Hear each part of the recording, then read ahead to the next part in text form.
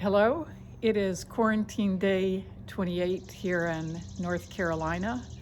I hope that you are all safe, healthy, well, and also your families, friends, and colleagues.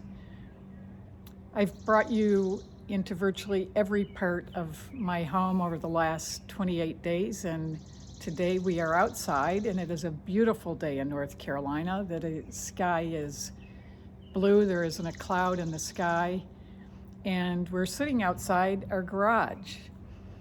And I want to talk about values today. And as you know, I spent 28 years in the United States Army, and the United States Army is a values-centered organization.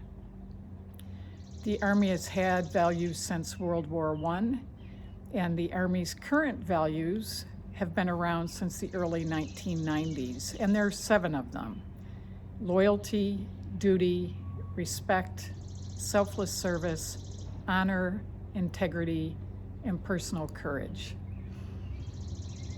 There's a reason I'm in front of our garage today. A few years ago, my husband Joe started growing facial hair. It's like the thing now. And I didn't think it was a good look on him. And so I said, Joe, if this is a midlife crisis, shave the beard and get the vet.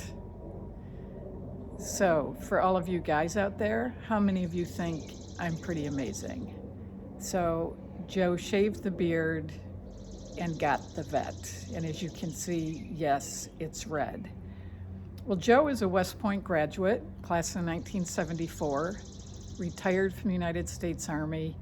He taught leadership at West Point, and when he retired, he taught leadership and management at Duke University's Fuqua School of Business for 13 years.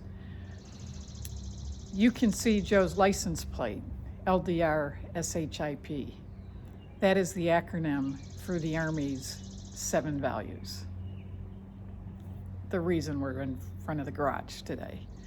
So, the Army always emphasizes values, and we have conversations around the 7 Army values. In fact, the Army values are part of the Army's evaluation system, and it's under character. And so we give feedback to our soldiers about the way in which they perform around values. In fact, it's a great way to have a counseling session. You can see somebody doing something great, and you can say, I observed you do a great example of selfless service today when I saw you do X. It's also a great tool to have a counseling session when you have a soldier who doesn't do something that you want them to do. At their leadership, we talk about values a lot. And we talk about how important they are in organizations. And most organizations have values, and you can go to their websites, and you can see what their values are.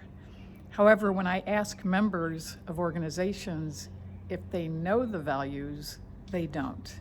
They know their organization has them, but they don't necessarily know them.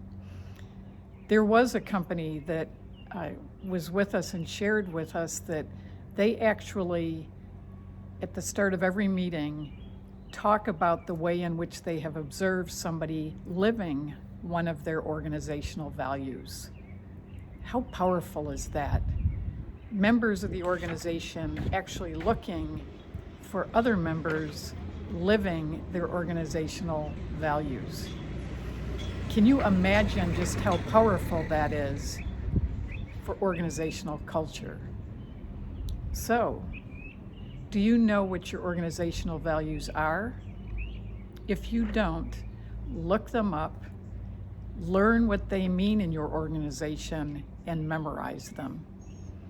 If you know your organizational values, how are you using them? Thanks for spending a little bit of time with me outside in front of our garage. I hope you have a great day. This is Maureen LeBoeuf with Their Leadership. And remember, be the standard.